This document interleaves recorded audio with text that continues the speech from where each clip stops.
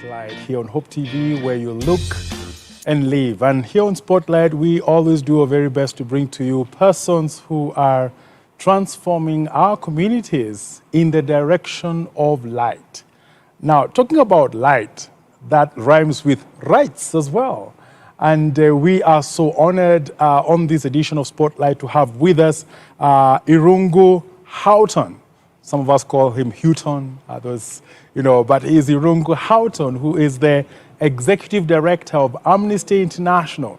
And it's all about rights today, all about elections today, all about you and your rights and what you can do about them. And we again invite you to engage us on all our social media platforms as we engage Irungu Houghton on their passion for justice. Welcome. Thank you very much. It's great to be on Spotlight, Dr. Reverend Vuri. Welcome to Hope TV as well. Is this your first time here? It's my first time here. Okay. It's a wonderful studio there. For the viewers, you can't see this, but it's actually a very expansive space. No chance of catching COVID. Oh, great, great, great. And the thing is that once you sit there, you always come back. Yeah, that is great to hear. Yeah. I'd love to do that. And we are happy that you're here with us. This is a very important time.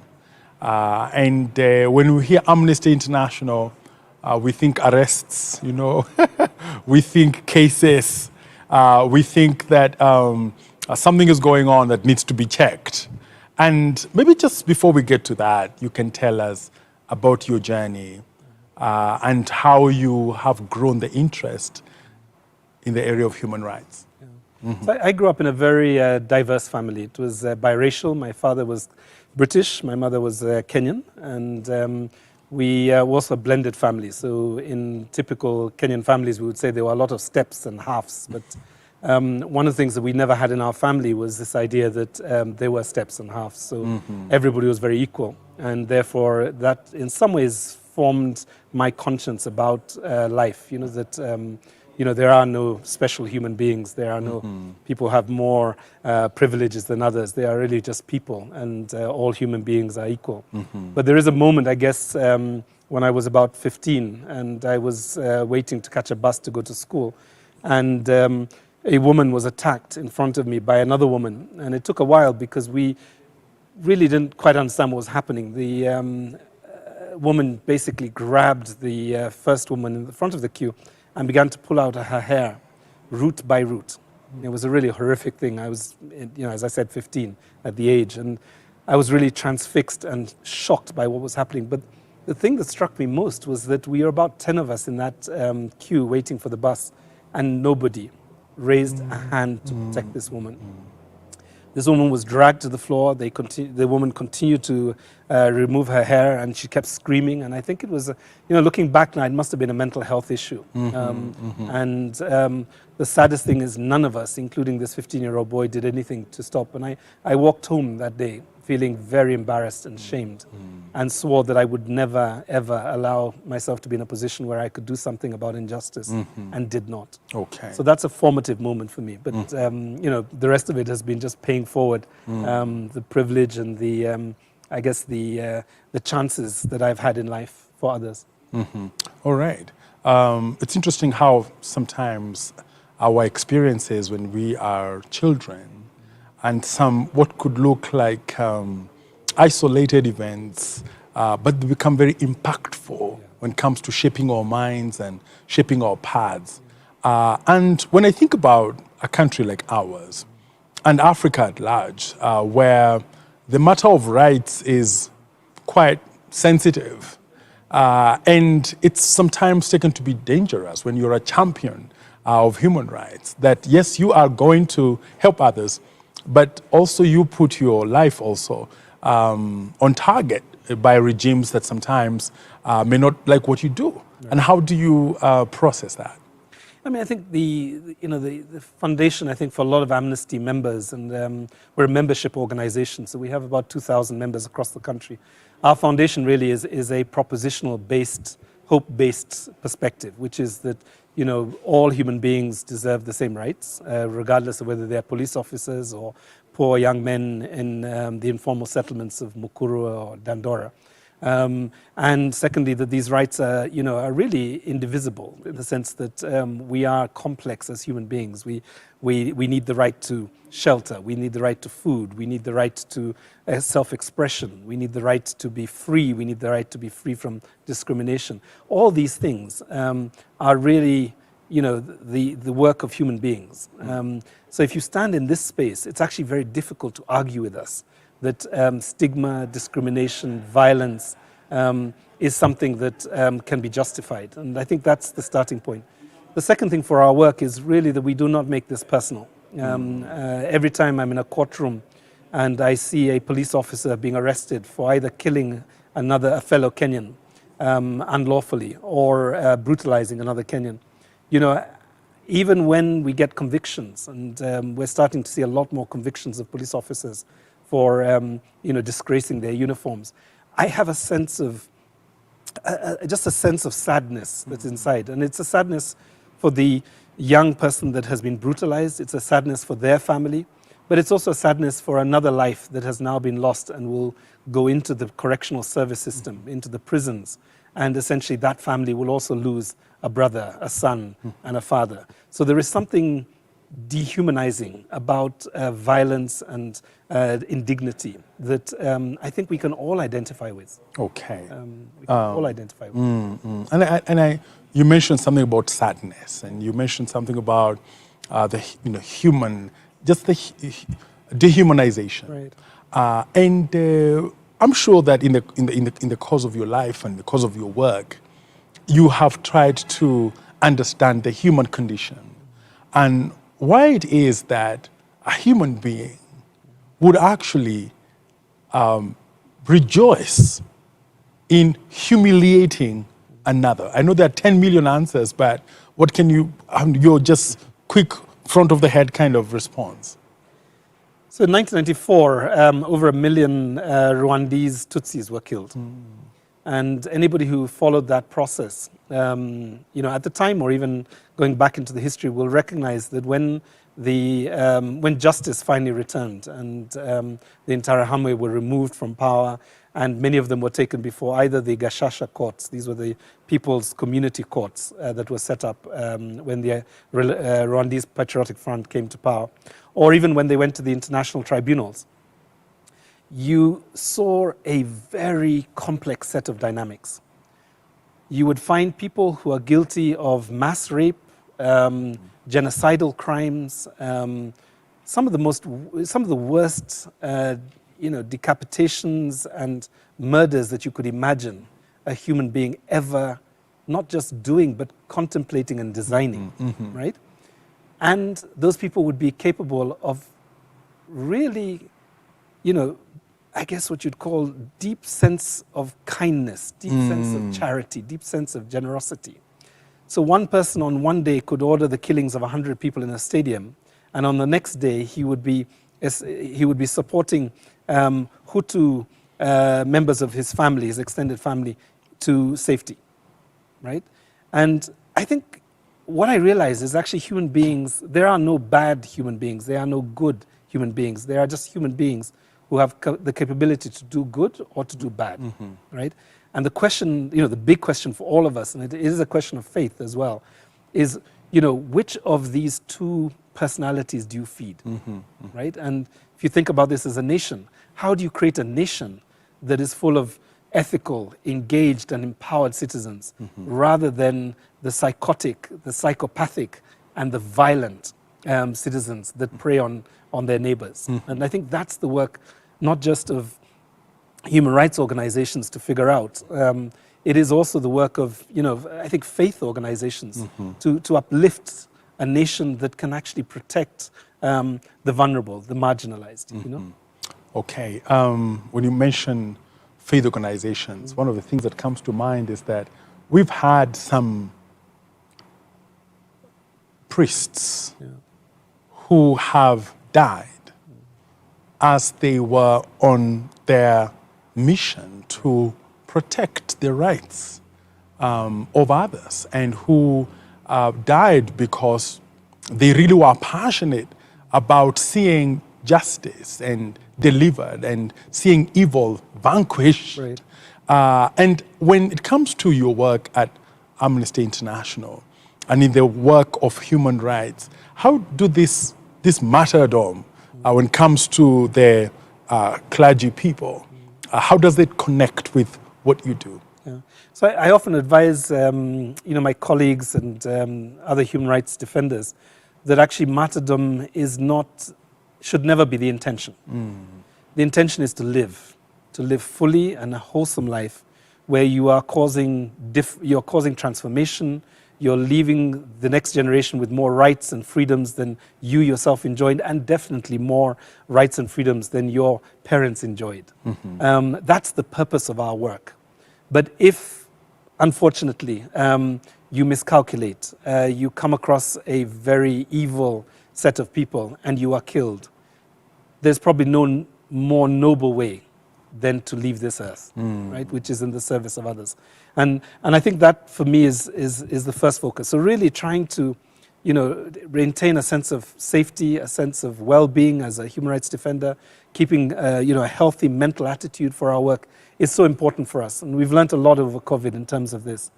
But I think for religious leaders, it's an interesting thing. I mean, Jesus Christ was not just the Son of God, right? He was a refugee. He was also somebody who came from a very poor background. He was homeless and I guess an internally displaced person in that sense. But he was also probably one of the most famous victims of an extrajudicial killing, right? Now, if you start off with that as the central tenet and the central inspiration for Christianity, there is no other place that you can go but to defend human rights, would be my view, right? And I draw a lot of, inspiration from, the famous religious leaders, people like, for example, the Reverend Al Sharpton, who I had the sheer privilege to meet last year. And, he has dedicated his life to essentially, evangelizing, but also bringing comfort to victims and the families of victims, or survivors and the families of victims.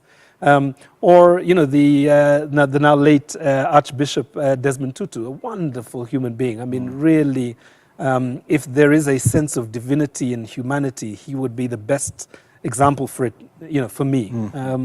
But, the other things are the more contemporary ones. I mean, Archbishop Muheria reaching over to the man that was disturbed during the funeral of Kibaki and saying he is the son of the nation. Please protect him to the police. Real moment. He's mourning too. Yeah, I mean, real moment. Yeah, right? yeah. Bishop. Archbishop Bishop David Oginde of Sitam, when he called out to President Uhuru and the presidential candidate Raila Odinga in 2017, and he said, "You are not above God. You are not little gods. You are here to play a role inside of a bigger picture." So there have been moments like this, and of course we could talk about Alexander Muge, and we could talk about, the current Archbishop Sapit and the line that he took with regards to, corruption money coming to the pulpit. So I think we can draw. Timothy Njoya. Well, Timothy Njoya, who I think was last week, celebrated that moment when he was almost beaten to death outside Parliament, while wearing a collar.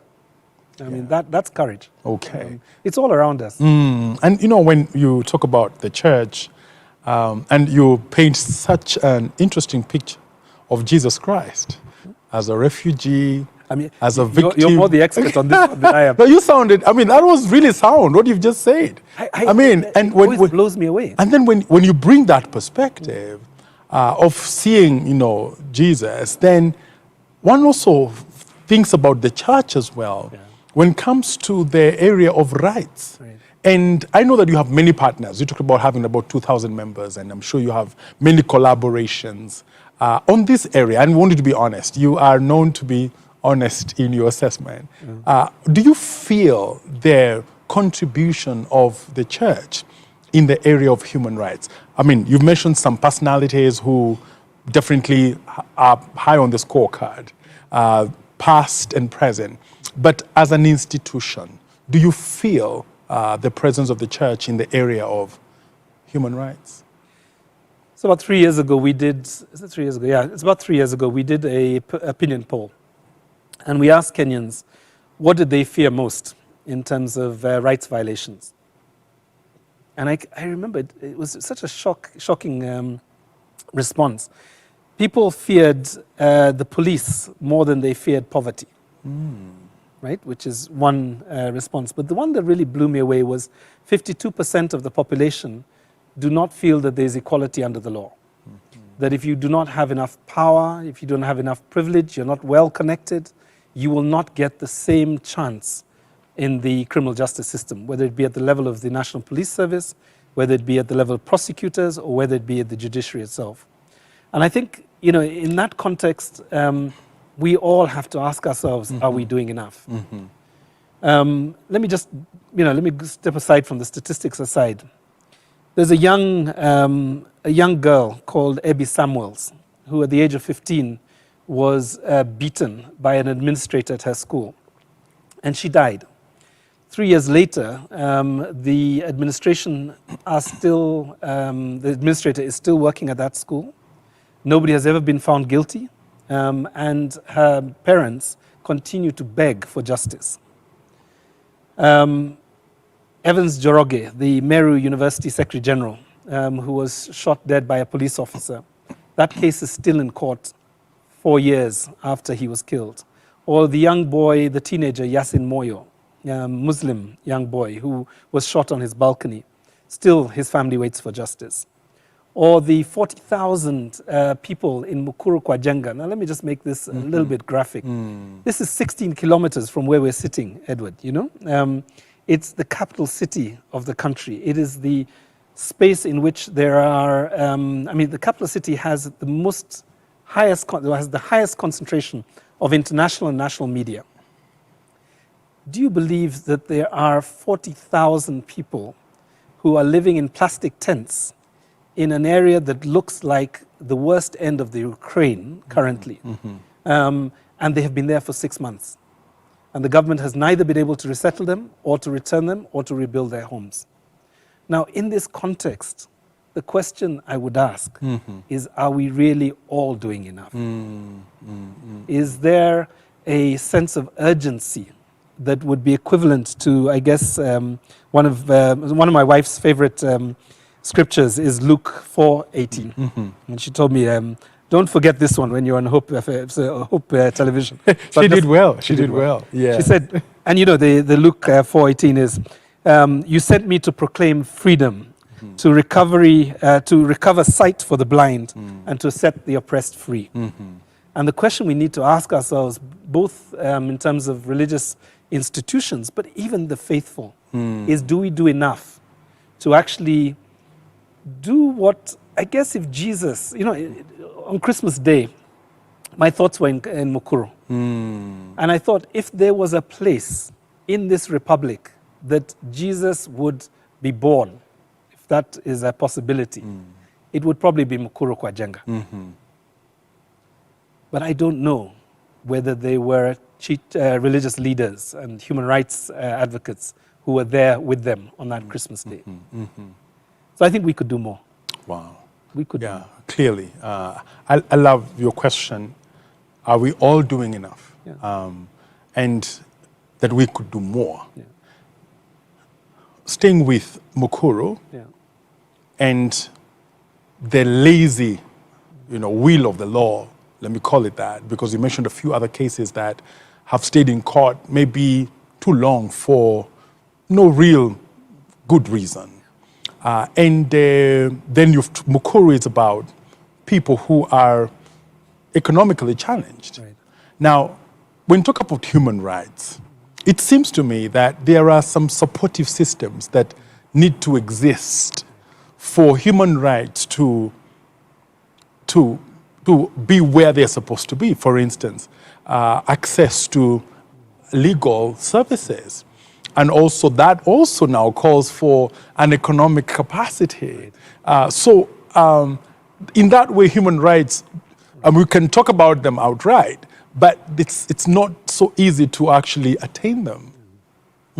No, in some ways, I think the other The other challenge we've got is we have an extremely progressive constitution. So there are three critical articles, I think, for all of us, regardless of our faith, regardless of our class, our gender, our backgrounds, even our last surname, our last names. The first is the right to safety, that everybody has the right to life, everybody has the right to be safe in this republic, and that's Article 29. The second article is the right to dignity, that regardless of our choices, we have the right to be dignified, to live in dignity in this country, which means that, living in a tent, a plastic sheet for 6 months is a clear violation of a constitutional freedom. And the last one is that we all have the right not to be discriminated against, and that's Article 27. So 27, 28, and 29 are probably the foundation stones of a progressive, mature democracy. So what does it take to actually see those articles alive and breathing in the communities that we live in? It requires two things. It requires active citizenship, right? That it is not enough to keep your ID in your pocket and not take actions that are consistent with the honor and the privilege and the rights that you have as a Kenyan citizen. The second one is that the state has to be responsive and deeply accountable to the people that it serves. And that's why Article 1 is so, so important. It states that, that the Constitution is supreme and the people are sovereign, right? Which means that all public policies, all public programs, all implementation of state, projects have to be guided by public participation. But what did we see last year? Less than, I think it was something like 60% of the policies and the programs developed at the county level and the national level, 60% of them had no public participation, right? So we can start to see how democracy can decay to a point that actually people don't see that constitution alive. So I don't know, Edward, I wrote a book last year, and there are two chapters in the book. The first chapter is a country in search of a constitution, and it's really the long history that it took to get us this new constitution, so from the 1960s right up to 2010. The second chapter is called A Constitution in Search of a Country. And I have this vivid image of a constitution wandering across the 47 counties, looking for some mirror of itself to show up. And I think the challenge is that without active citizens and without a responsive state, you cannot deliver even on these three articles that I've spoken about. And I think that's the role, really, of citizens and people who are in state offices. I think that from what you're saying is that we still need a lot of rights literacy in this country. And I know you mentioned safety, dignity, discrimination. Can you mention to us some other rights that, sometimes we hear of human rights, but sometimes we are so focused on just making a living that we do not know about the entire list of them, and you can refresh us. So the Constitution is not a calendar, right? So it's not like the 2010 calendar. It came on that year and it disappeared. It's also not a novel. It's not non-fiction. It is completely factual in the sense that it is a document that really enshrined the hopes and aspirations of our people. 67% of the population voted for that constitution. It's a very high percentage globally. Yeah? So my favorite parts of the constitution essentially are kind of like four areas. The first is the articles that relate to the balance of power within the state. So if you remember in the 1990s, 1980s, and 1990s, we really had what they call the imperial presidency, which was just a upgrade from the colonial governorship. The idea that the governor was supreme, the governor had full control of the criminal justice system, and just by running foul of the governor, you could be taken through an investigation, a prosecution, and a conviction by literally an instruction from one human being. Now, the Constitution breaks that down in very interesting ways. So there are three arms of government. There is the judiciary, independent, and there is also the executive. That is what we typically call the government. The third one, of course, is the legislative. And the legislative, which of course we have two houses, Senate and National Assembly, and together they make up the parliament, is supposed to be an oversight mechanism for the executive.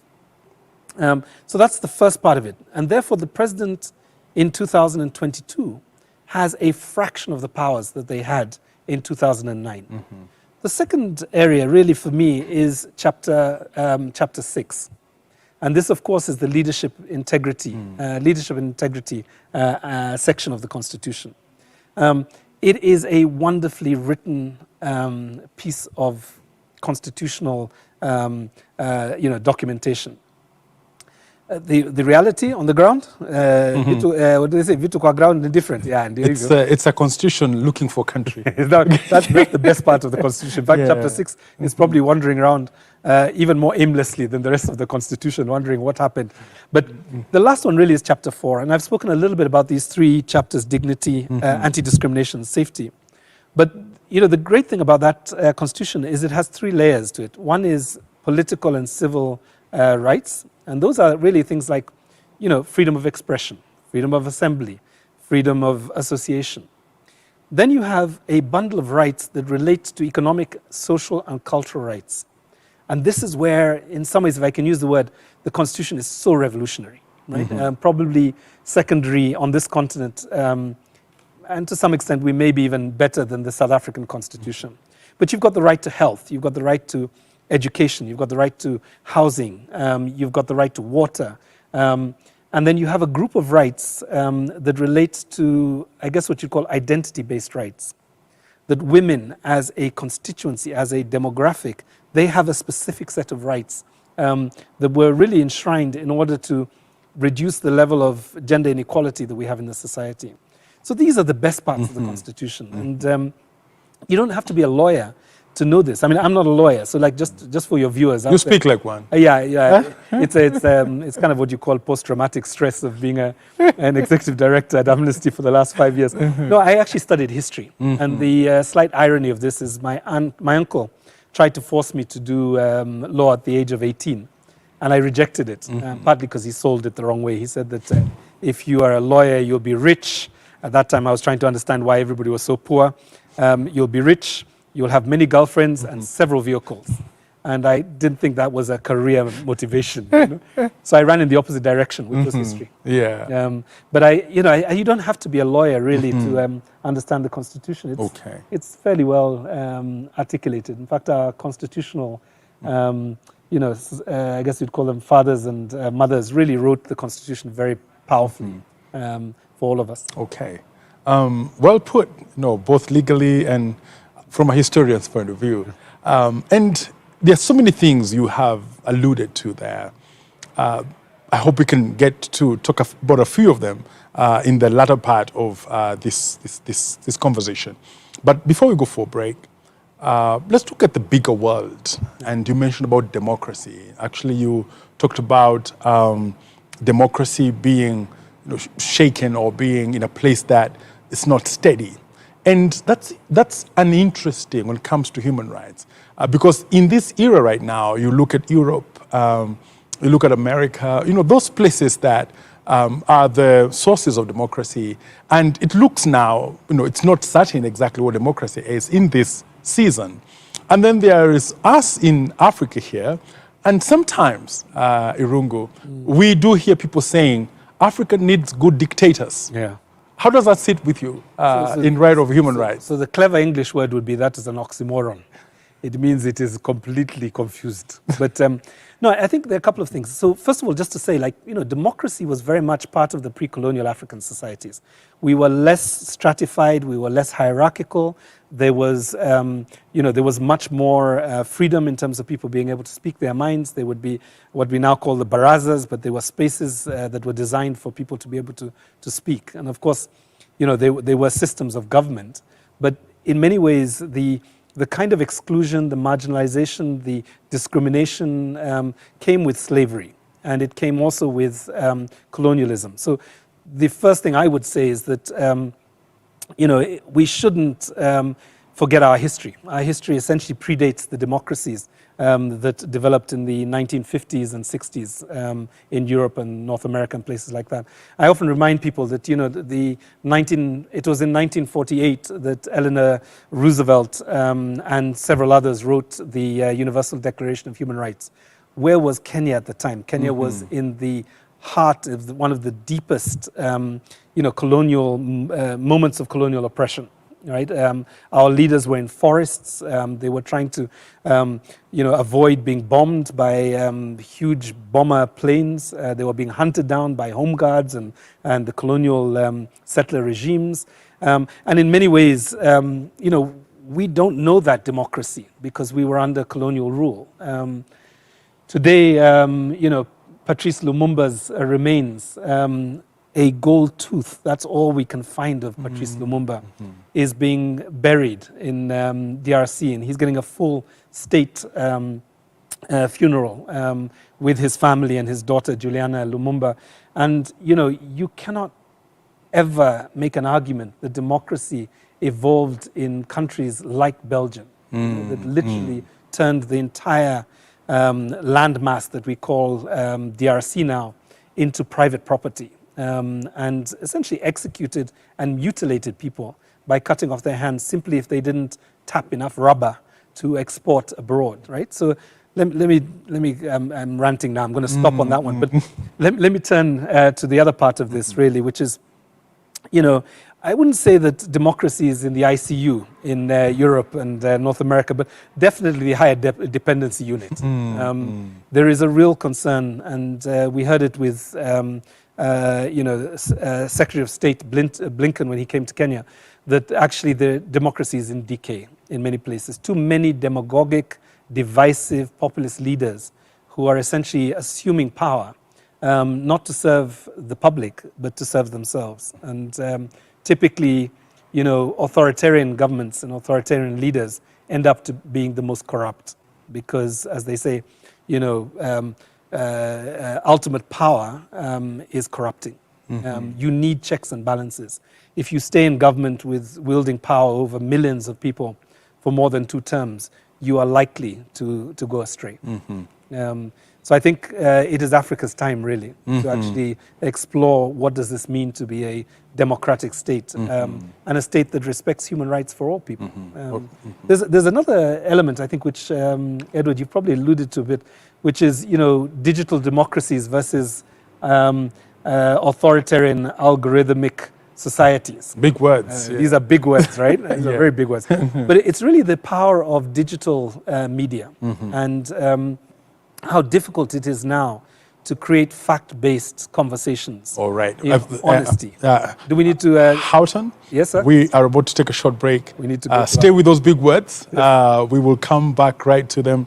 But also we'll ask ourselves, because you mentioned a number of things about rights. Right. And now we are on the campaign trail. Many people are. And, it gets confusing. Which are the real campaign promises and which are actually your rights?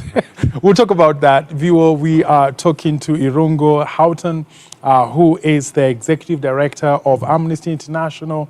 And we're talking about matters human rights, matters justice. And want to stay with us, we'll take a short break. This is Spotlight. We'll be right back.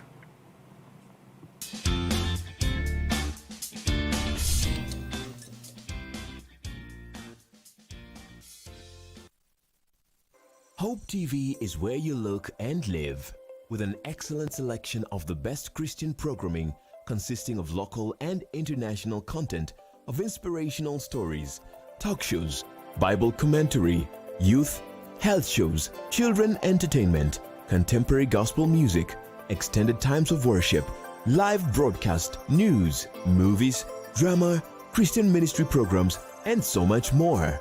Hope TV is another quality service from Christ is the Answer Ministries with over 45% of authentic and credible local content every week. Hope TV is a sister station to Hope FM, Kenya's leading Christian radio station with footprints across the country. Tune in to Hope TV, where you look and live. Hope TV is now available on GoTV Channel 103, Zuku Channel 873, Signet Channel 817 and Star Times Channel 026. Enjoy our uplifting content and family-friendly programming anytime. Hope TV, you look and live.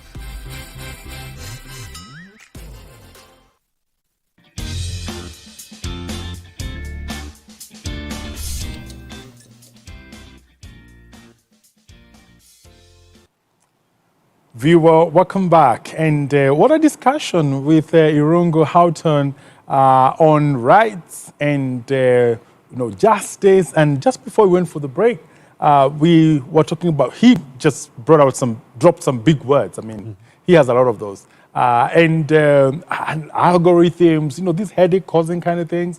But I think it was about digital rights or the digital world, social media. I mean, we just want to know, how does that connect with human rights? So there are a couple of things there, critical. I'll try and drop the academic. No, some people love them. They like that. Oh, okay, so yeah. that's okay. Some people we like that guy. You like it, okay. So there is, so we're citizens. We know the concept of citizens, right? These are essentially human beings that have the right to vote, have the right to participate fully in public affairs. There's a new phrase that says, if you're not also a netizen, if you're not a digital native or digital citizen, then you can run the risk of being locked out of very important conversations. Now, why this is so critical? Because if you think about it, less than, I don't know, I mean, do you remember when, is it VOK or KBC? I forget which way around it was, but probably VOK. When we used to have to wait until 5 o'clock for the news to come on. You know? Remember that? You remember something? That whole kind of circles. And there was a tune that would play, come on. and there would be some colors, I remember. So for some of your viewers, they'll think we're crazy, but there was a time that there was only one television channel. There was only one radio station. And the state basically controlled all of that. Now, in 2022, that even sounds almost, before Christ. I mean, it just seems so far in the history. So as we know, we've got some very powerful social media platforms. The biggest ones are WhatsApp, Facebook, TikTok, and Twitter. Now, something like, Kenya has something like about 17 million smartphones, and there are about 11 million users, social media users, right? Many of us get our information from those platforms. We communicate our thoughts on those platforms. We buy and sell on those platforms. So it is essentially now a way of life. What we don't understand well enough is that many of those platforms are powered by artificial intelligence algorithms, right? Which essentially drive content to you whether you like it or not, right? So what we found out recently, and this links to your question on the elections, was that something like 50% of all the people, all the Twitter handles, the Twitter identities in Kenya are actually anonymous. So they are either bots, which means that they are artificial handles powered by human beings, but one human being may have 50 of these. Or they are essentially, in the case of places like the other systems like TikTok, we've discovered that there are a lot of deep fakes and misinformation and disinformation that's happening through those platforms. So a study that just got released a couple of weeks ago by Mozilla Foundation demonstrated that there were at least, I think it was about 300 TikTok accounts that pushed about 30 videos to 4 million, to 1 million, that were viewed 4 million times. And these were all fake videos that were created to, to remind Kenyans of the violence of 2008. And they positioned certain politicians in a way that it looked like they were about to wage war on other ethnic communities, right? Now, the latest expose has been Facebook. Would you believe that Al-Shabaab, the terrorist extremist organization, has had over 300 pages out in the open on Facebook propagating extremist views? And Facebook has not been able to, first of all, detect this content, and secondly, to be able to ensure that new pages don't arrive. So this is the new frontier, I think, in terms of rights, which is, the right to information, the right to not be manipulated, and not to be essentially whipped into a frenzy by essentially lies. And I think that's the other thing that we need to watch as we go into the elections. It's such a critical area. Yeah, I hear you, because we need to ask ourselves whether we are driven by this social media or we are driving it. Right. I think that's an important question. And when you talk about social media and all that, our minds come to young people. Right. And recently, the IEBC has done its registration drive. And there were hopes that there would be many young people who would register to vote.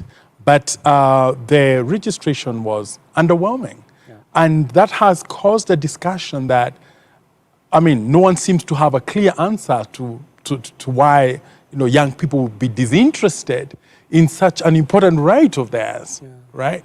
And in your reflections, what are some of the responses that emerge from this experience? Yeah. If I remember the figures right, correctly, I think the IEBC targeted about 6 million and managed to register about 1.5 million. So it was about 25% of what they were targeting. And I think the announcement, this week was that it's 5% less than the previous registration drive in 2017. So there is definitely a disaffected young population. The other thing I think we should throw into the mix is that some people have registered to vote, but something like 20% of those voters are undecided, right? Which means that they have not yet seen leadership emerge that they would like to support. And I think there are a number of factors to this. I think one is that faith in democratic systems are waning. There's too much corruption, too much abuse of power, too much impunity, and a lack of services and a lack of space for people to exercise their rights. And that's showing up in this moment, right? The second one, really, I think, and we have to go back to the issue of tainted candidates, is that there is just a real sense that too many of the people who are coming before us for our vote are coming not to serve us, but to serve themselves. And I think, that sense of hopelessness and even cynicism is what is driving these low numbers. But having said that, I think, I am hopeful that, the 1.5 that came in terms of this voter registration drive, the undecided voters are engaging at local levels. And as Amnesty, we've supported 69 community groups across the country in 69 wards across 5 counties to essentially chambua uongozi. This is what we call it. It's really to think about what is it that they want from their leadership and what are the issues that are important to them. And then secondly, set up systems and platforms to actually meet with the aspirants, now they're candidates, to meet with the candidates and tell them what they want them to go do. And I think this year there are probably more of those community level hearings than they were in 2017, and definitely more than they were in 2013. In 2013, we were trying to figure out what the difference is between an MP and an MCA. I think that's fairly clear now, right? The question is really which one do we want to put in office? Yeah. So I think there's some hope in that sense. Okay.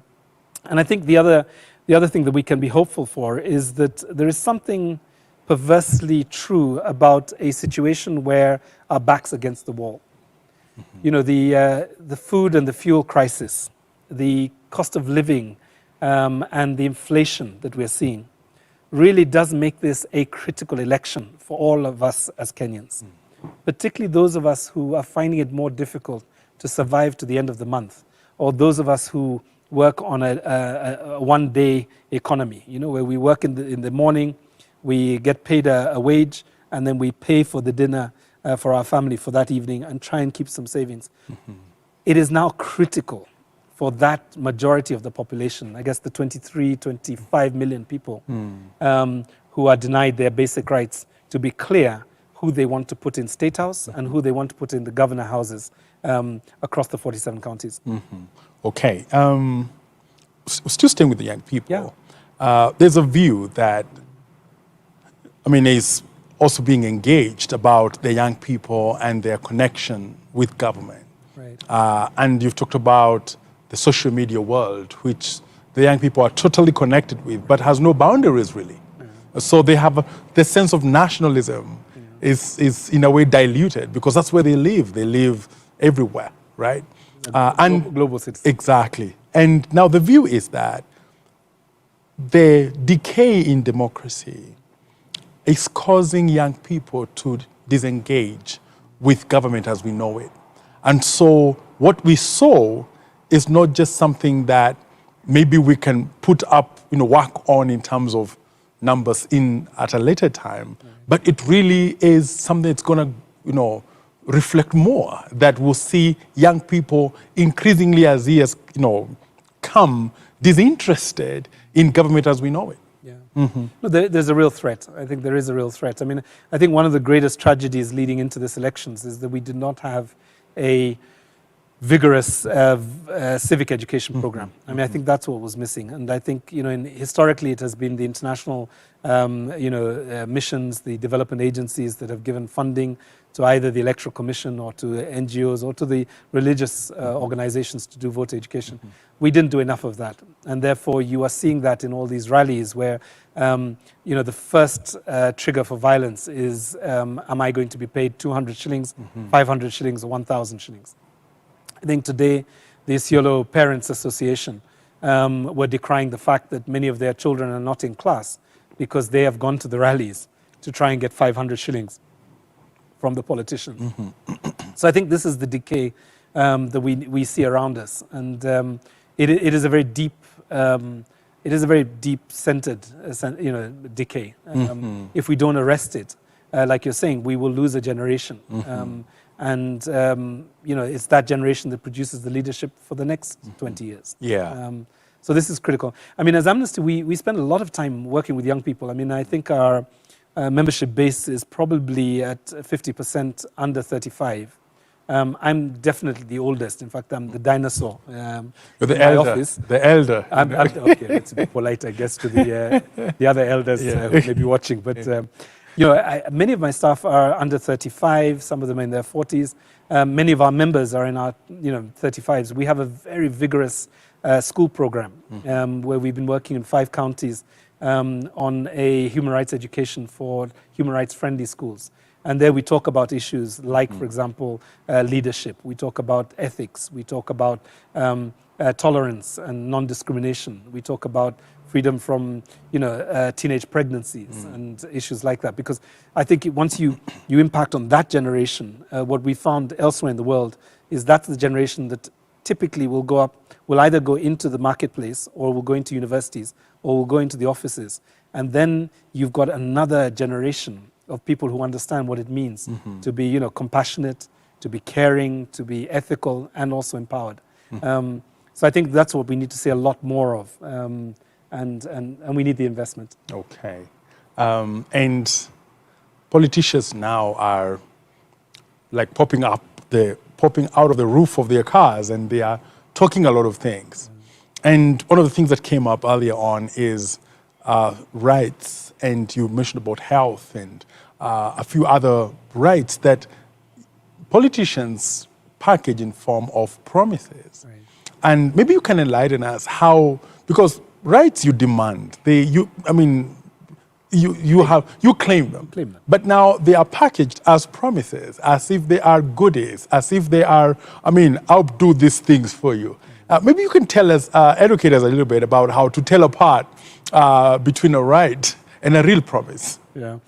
So I think the best question that viewers can ask politicians who seek their vote is ask them, how will you realize the Constitution, right? And pick 3 or 4 clauses there, things that really matter to you, whether it be your right to privacy or whether it be your right to health or education, and just ask them, okay, if you got in terms of county government or in terms of a national government, what is your 100-day plan? What is your 1-year plan? I'm much more interested, rather than a laundry list that is called a manifesto, in a action plan that says, in the first 100 days, these are the actions I would take. and in the first 1 year, these are the results you will see. Record them, perhaps even on your smartphone, and then go back 100 days later and a year later and remind them, this is what you said you've developed, this is what we can see. I mean, I think the key message, I think, for citizens is that queuing for 4 or 5 hours, spending 5 minutes in a booth does not produce a democracy, right? That is the first stage, and obviously it is the foundation of citizenship. But citizenship is actually following up and holding accountable those people you put into office. Because if you do not do that, who do you expect to do that? Do you expect the cartels to do it? No, they will not do it. Do you expect the opposition parliamentarians? What we found in many cases that actually the opposition tends to do deals with the incumbent, right? So you lose that side of the democracy. So the only thing left really is civic pressure. And often I say to people is that one of the weaknesses in our democracy in many ways is that we are not involved in the very associational structures that are in our neighborhoods. Too few of us are on school committees or overseeing health committees. Too few of us are active in the church. And the church historically, the mosques have been places for civic education. For encouraging this idea that we are our brother and sister's keeper. And I think that's important to kind of bring into this space as well. So I think promises are fine, but I think asking for plans is much more interesting. Okay. Ask for plans. That's a good one. Ask for plans. Yeah, what's your plan? And IEBC has been, of course, talked about quite a bit in terms of free and fair elections. Now, from where you sit, what are some of the things that you see that these are major improvements in terms of making sure that the outcomes are better? And also, you can tell us the gaps also that you can observe in these 2022 elections. Yeah. So I think the Electoral Commission, probably with no fault of their own, in my mind, tend to, I guess if there's a pendulum between victimhood and victorhood, I think our electoral commissions are brutalized. We brutalize them during the elections, prior to the elections, during the elections and post. And then we neglect them for like 2 or 3 years. We wake up in the last year and expect them to do voter registration, for example, when it should have been continuous throughout the 5-year cycle. We expect them to be able to procure BVR kits so that we can have a digital, transparent election. Yet we don't give them the funding to be able to do this until the last minute. We leave the voter register in the hands of non-Kenyans for 3 years, as it has been the case. And then when it comes back to to the control of the Electoral Commission, we discovered that, 200,000 people had died, and 400,000, I think it was the other way around, 400,000 people had died, 200,000 people had been double counted. So I think the concern that I've had really is that this is an institution that has such an important constitutional mandate. In fact, if anything, this is the constitutional commission of the hour. But yet the state treats it like a vehicle, like a multi-purpose vehicle that you can park for 5 years and 4 years and then pick it up on the last year and expect it to run effectively. So I think there are a lot of concerns. I would like to see the Electoral Commission, for example, I would have loved to see the Electoral Commission be a bit bolder on the clearance of several of the candidates that were either in court for economic crimes or human rights related crimes.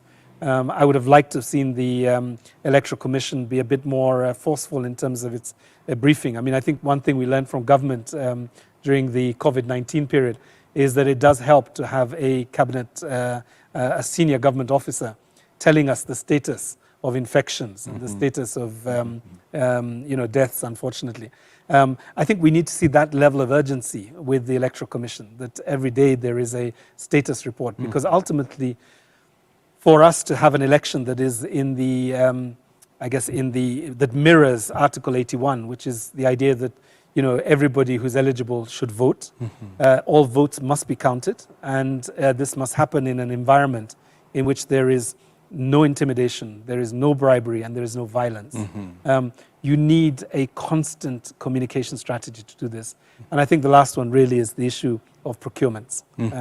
I think this is where the chairperson and the other commissioners probably are having sleepless nights trying to resolve this, because ultimately they know that we are very far behind on the schedule on this. Maybe one area that, so I don't leave everybody with a sense of the challenges, which there are many.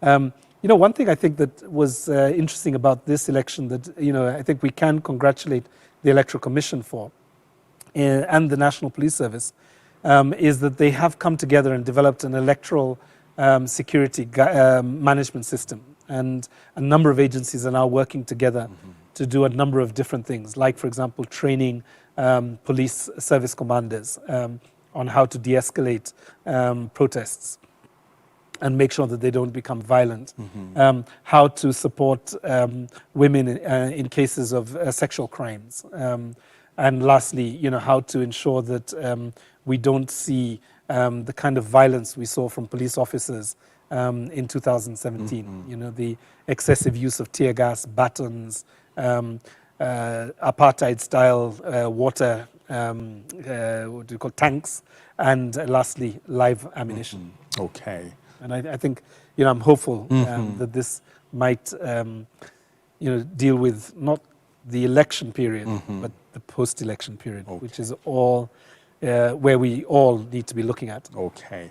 And talking about that post-election period, it's been assessed that from the look of things, this is likely to be a peaceful election.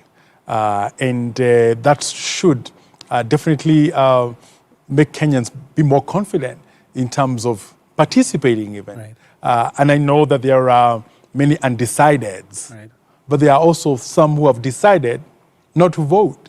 And when it comes to voter turnout, there are, some people say it to be high, others say it to be not as high. And I'd want you to speak to the people in terms of their right to vote and why it's important to exercise it. Yeah. I mean, I think, first of all, just in terms of prediction, I think there will be a high turnout. I think Kenyans don't disappoint in terms of coming out on the day. As long as there is peace and as long as people have access to the polling booths and so on, people will come out. And, people queuing for 6 hours is not something, unfamiliar to us. It's something that we know well. I think the issue is really what happens in the following 2 weeks and whether the race is so close that it becomes disputed, whether the management of the election itself loses credibility in the eyes of the political actors, whether the police fail to de-escalate but actually accelerate levels of violence by essentially, brutalizing people as they exercise their right to protest non-violently, of course. So these are the dangers that I think we have to watch for. But I think the bigger issue really relates to, if you don't vote, you have not indicated your preference. You have not guided that process. It's the difference between really being a driver and a passenger in a vehicle. One is an observer. The other one is actually changing the direction or is in control of the vehicle that is going forward. Now, for many of us, I think there is a sense of cynicism and hopelessness that even if we vote, the character of the individuals who are there doesn't leave us very hopeful that there'll be a change. But and Amnesty is completely non-partisan when it comes to elections. But let me just give you one example that has been pointed out, I think, by the polls, right? So there was a sense that of the 20% of the voters that were undecided, there were, for every one male undecided voter, there was two female undecided voters. And when one of the political parties nominated a woman deputy president, the level of interest among women shot up very fast, right? And there is another demographic that began to look a bit more seriously at the election. Now, there are some people, and let me give you another one, which is even more interesting. There is a presidential candidate who is very fond of agriculture, if I can put it more broadly, and more specifically or marijuana. And also capital punishment. And capital punishment, which I think is contradictory, but I've not had the chance to meet Wajakoya on this one. But when he came out and began to articulate this policy manifesto, and it's a 1-2 policy line. It's just 2 lines, right? There is great interest that developed among young people, particularly young men in Central Province. And the question was, for many of them, it is now too late to register. Okay. So I often say to people, your right to vote doesn't depend on the candidates before you. It is it is sacrosanct. It is something that is, it defines you as a Kenyan. It defines you as a citizen, right? Much more than a credit card or a Fuliza account. It is much more deeper than either of those two. One of my favorite people during the general elections, and she will smile if she's watching this now, is our elder 96 plus Muthoni Likimani. Now, Mama Muthoni has voted in every single election, with the exception of, I think, a stint when she was in the United Kingdom as a broadcaster. And she has said that if she has to be taken to a general election in a Zimmer frame or in a wheelchair, and if it's the very last thing that she does before she transits, she would vote in the election. Powerful. And I keep asking people who are 3 times less her age, if Mama Muthoni Likimani can get out of her house fearing no COVID infection, essentially, with still, she's still very alert and still very physically able, but she walks with difficulty now, right? If she can get out and vote, you at the age of 20, in your 20s and 30, you cannot cast a ballot for your leader?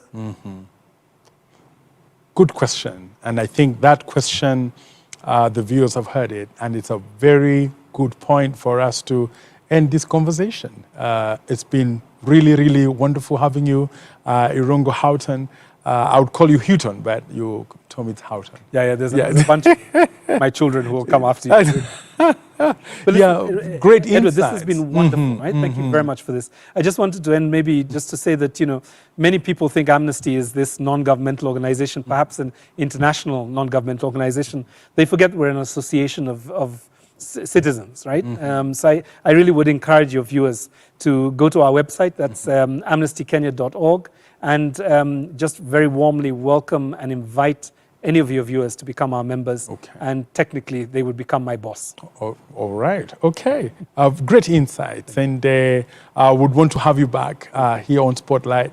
And from the viewers' responses, definitely you'll be back. And viewer, amnesty.org. Yeah, amnestykenya.org. Amnestykenya.org. Yeah. You can be a member if you want to be Houghton's boss. Yes. And very important that for this election that's coming up, don't be a passenger, be a driver. And the way you drive is by rising up and voting, even if it means staying for long on those queues. It matters. It makes a difference. This has been Spotlight. Thank you for watching.